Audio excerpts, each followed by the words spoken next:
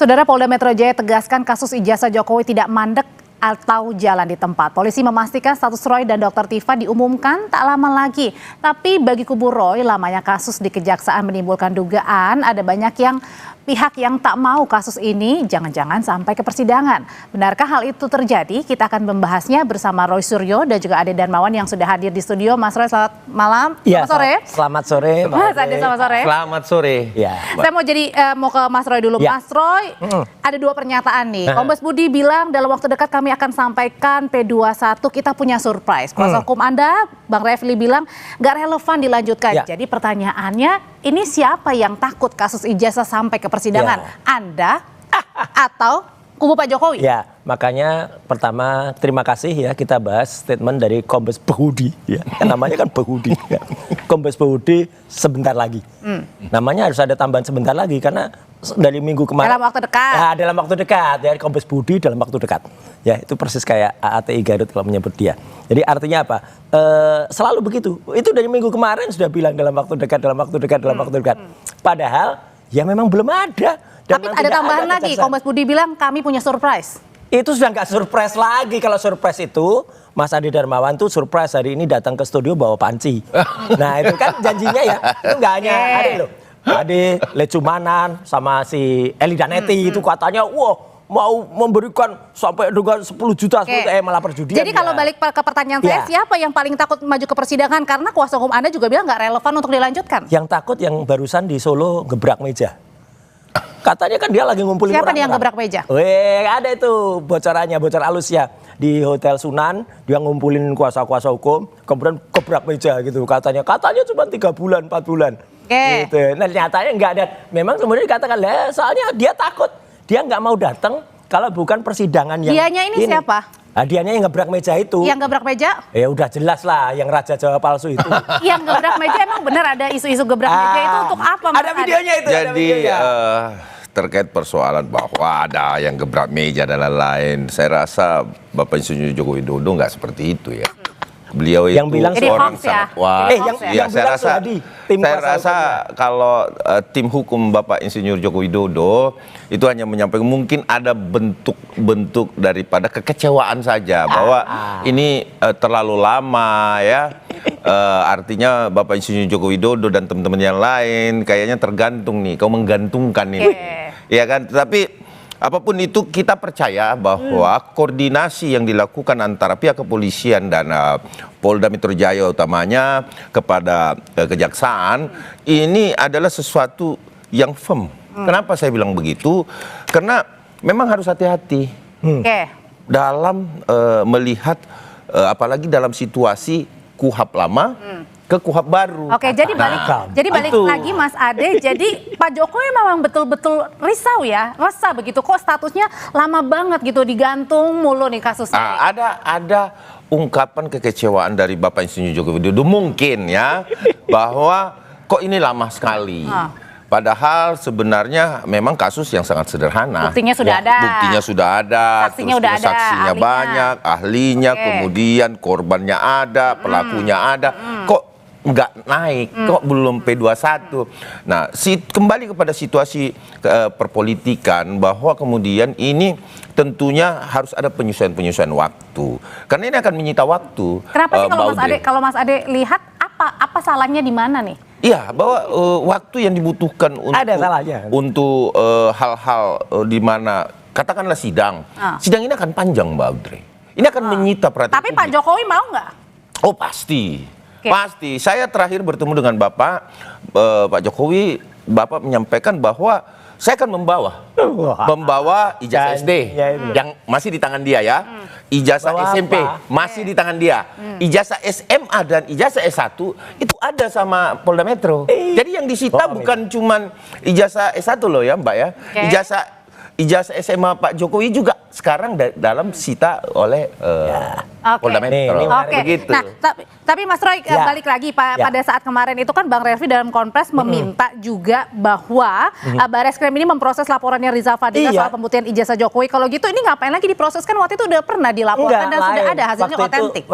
Bukan otentik ya. Waktu itu hanya identik barang palsu. Diumumin loh. Waktu itu kita semua lihat kan di belakangan. Periksa lagi. Barang palsu dengan barang palsu itu identik, bukan otentik. Karena kalau otentik itu ada dalam bukunya penelitian Pak Dr. Bonatua yang kemarin.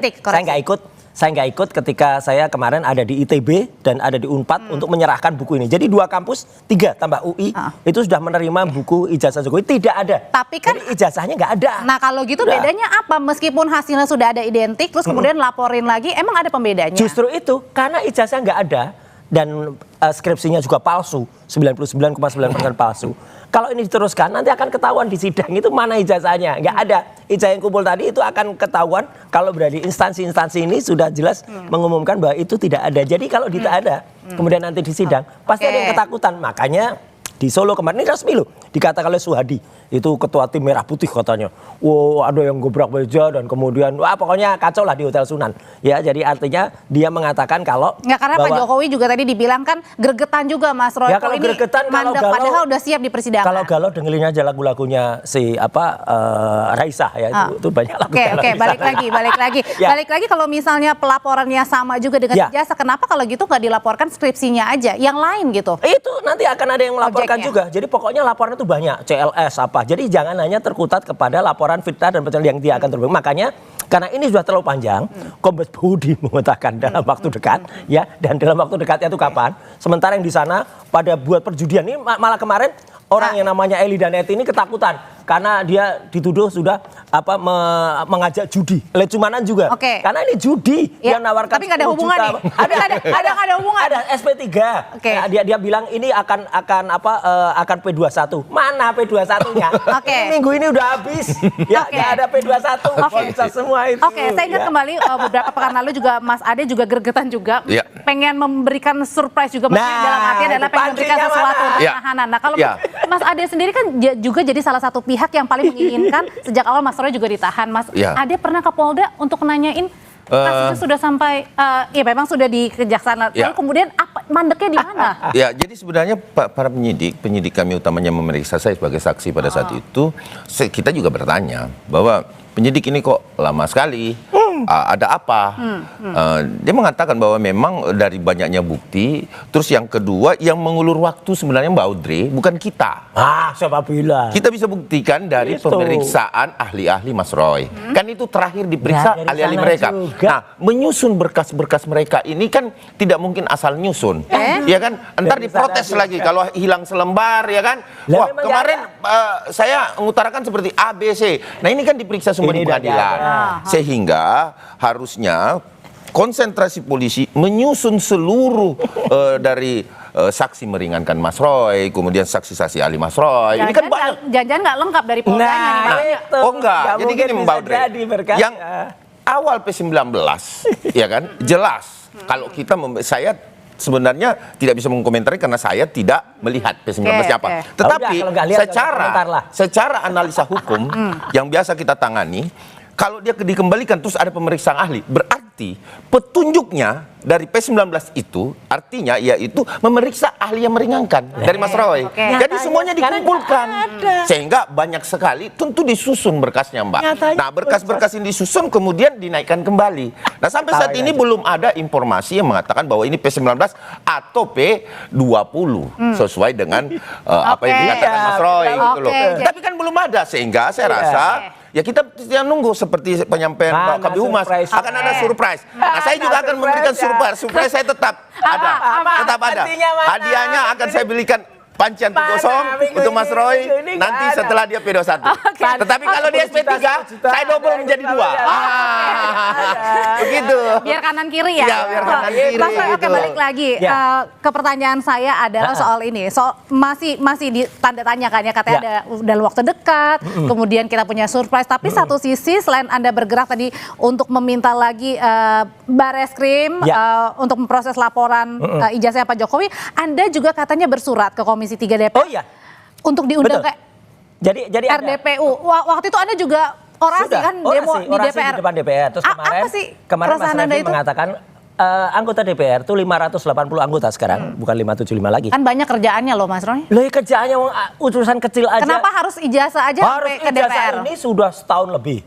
Semua sudah ribut, petinggi-petinggi negara sudah mulai pada komentar. Ini sudah persoalan besar, bukan lagi persoalan kecil. Dan ini gaduh, gara-gara orang yang tidak negarawan, yang tidak jujur, yang tidak mau nunjukkan tapi apa hubungannya harus sampai ke DPR? Kan ada Polda yang saat ini sedang menangani. DPR itu kan wakil rakyat. Wakil rakyat itu adalah tugasnya seperti pada lagu, wakil rakyat tugasnya rakyat gitu ya kan. Jadi harus melihat permasalahan di rakyat. Anda mau coba-coba untuk menekan polisi melalui bukan menekan, nih nggak ada tekan-tekanan. Yang coba menekan polisi itu yang dari sono itu ya. Masuk akal nggak Mas Ade kalau misalnya tiba-tiba Mas Roy ingin menekan polisi itu ingin ke DPR, minta diundang dalam RDP. yang datang tuh orang yang namanya lucu itu yang Pak Kapolda, Pak Kajati, aduh, di sampingnya ada waktu itu. Jadi gini, Pak Audrey, dalam hal pemberhentian penyidikan, seperti yang dikatakan teman-teman, baik itu Mas Roy juga sudah menghafal pasal 24 tuh kuhap baru tuh ya kan, bahwa ada 10 cara. Sana nggak apa. Nah, jadi 10 cara yang dikatakan itu semuanya tidak bisa untuk dilakukan. Kenapa saya bilang begitu, Mbak Audrey? Kita tengok yang pertama, ya.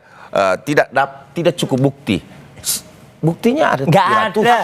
Oke. Ya kan? Nah, sementara di KUHP itu hanya menitip 2 alat bukti cukup. Justru itu. Nah, kan itu. Sementara ada 700. Di mana tidak cukup tapi bukti. buktinya Terus kemudian peristiwa tersebut bukan tindak pidana. Bagaimana bisa dikatakan tindak pidana? Ada korbannya, ada pelapornya.